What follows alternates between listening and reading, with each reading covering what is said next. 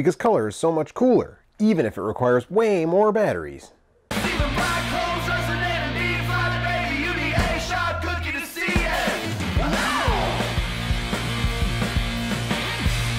Here's 5 reasons.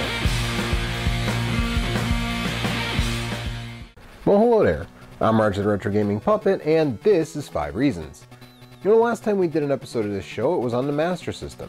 And lately, Joe's been talking about a lot of portable games over on Same Name Different Game. So I figured, why not combine the two and talk about the system that's basically a Sega Master System that's portable? The Game Gear. The Sega Game Gear was released to compete with Nintendo's Game Boy in Japan on October 6, 1990. Columns was packed in, and Pengo and Super Monaco GP were also available at launch. It hit the US in April of 1991, the UK in June of the same year, and most of the rest of the world by the end of 1992. It continued to be supported until 1997, when the final game, The Lost World Jurassic Park, was released in North America. While it was available in blue and black in the US and a rainbow of colors in Japan, including a Coca-Cola variation, it never got an actual system redesign. Though apparently Majesco sold Game Gears with a license from Sega in 1999, which had slightly better battery life and clearer screens. The poor battery life and blurry screens still haunt the system to this day, what it generally thought of as a failure, but that's not really fair. Yes, it was a distant second to its main competition, the Game Boy, selling less than 10% of that system's total sales, but, I mean, geez, the Game Boy and Game Boy Color sales combined to almost 120 million units worldwide, more than any home console ever, save the PS2, never mind other portables. I mean, the Game Gear sold more units than the Saturn or the Dreamcast, you know? So what powered this thing? Well, the basic hardware is almost identical to the Master System, though the Game Gear does have the capacity to display from a palette of 4,096 colors, compared to a mere 64 on the Master System, although much of the library is Master System to Game Gear ports that don't take advantage of those extra colors.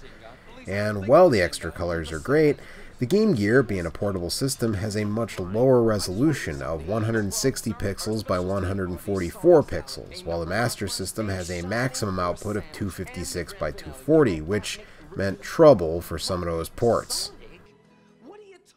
And that's really the problem I had making this episode. So much of the library is Master System ports. I mean, think about it. The Sonic games, the Disney games, Master of Darkness, etc., they all hit the Master System. And the ones that didn't, the heavy hitters at least, all came to the 3DS Virtual Console. Still, there are some exclusives, so hey, without further ado, here's 5 reasons to own a Game Gear.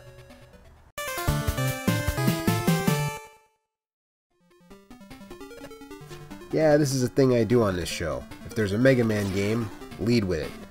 Joe talked at length about this merging of Mega Man 4 and 5 on the Same Name Different Game episode of Mega Man, but the thing to know is that it's a Mega Man game, and while it's not great, if you're a Mega Man mega fan, it's something you should at least take a look at.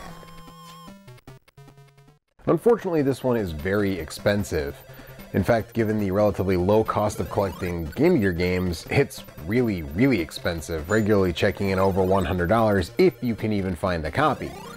So I would say that you should definitely consider other means to check this one out, especially given its middling quality.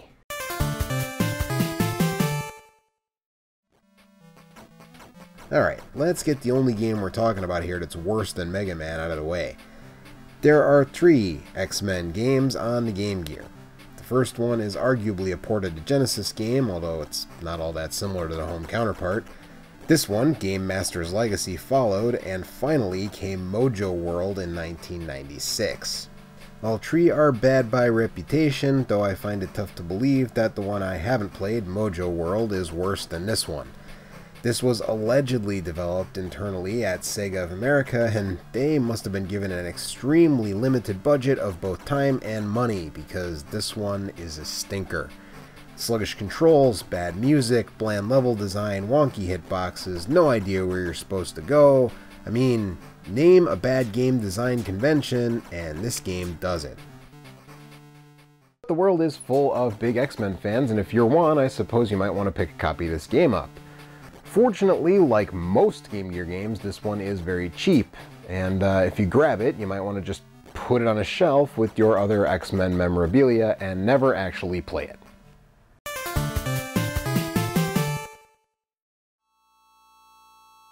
This game is apparently a European exclusive and was a pack-in that region at one point.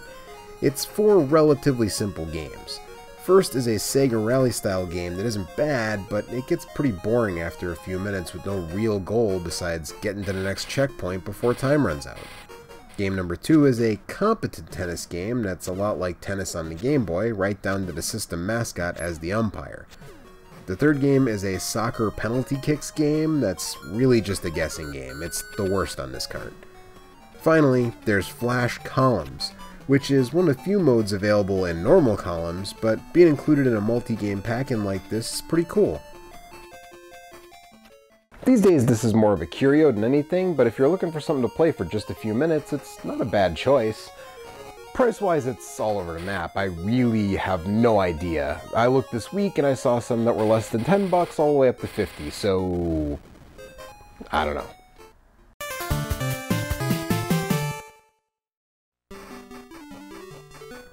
Let's get weird. One of the last games made by one of our favorite developers, Technos, this was a Japan-only Popeye volleyball game. Given that Technos was behind one of the best volleyball games of all time, Super Spike V-Ball, you know about what to expect here. It's not as good as that game, but the basic mechanics are the same, though the controls aren't as tight, and the reduced resolution of the Game Gear makes it hard to position yourself for a return volley. You're always Popeye, and the opponent is always Bluto, but the partners are variable. Although, Popeye's partners all seem to behave the same way, and will simply bump the ball after you hit it first. Of course, there's also a variety of wacky courts available to play on. This game is just weird enough that we had to have a copy, but if you're not a big Technos nut like we are, or a huge fan of Popeye the Sailor Man, you're probably best off just playing Super Spike V-Ball instead. But if you are one of those things, keep out a sharp eye because, well, this one doesn't pop up very often. It's not super expensive, definitely less expensive than Mega Man, but, you know, it just doesn't come around very often. And if you are a Technos nut or a huge Popeye fan, then it's a must-have.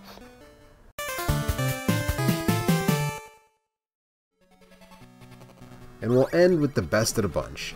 The second Shinobi game on the Game Gear, the Silent Fury, known in Japan and oddly enough on the title screen as the GG Shinobi 2, this one follows a similar formula to the first, seeing Shinobi not as a single ninja, but as a Super Sentai style team of color-coded ninjas with different weapons and magic.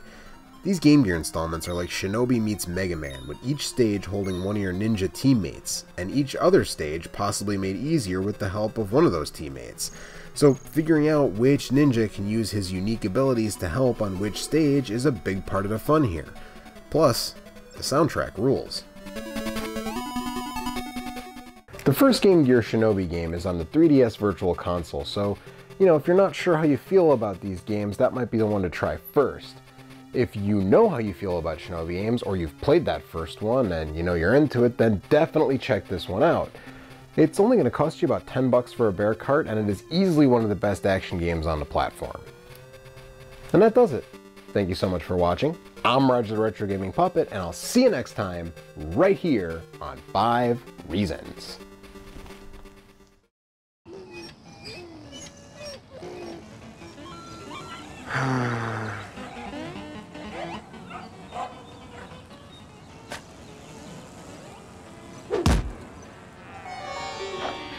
Whoa. Color. Hey, there's an easier way to get color. Get a Game Gear, the full color portable with over 150 games, like the new Echo, Mortal 2, and Sonic Triple Trouble.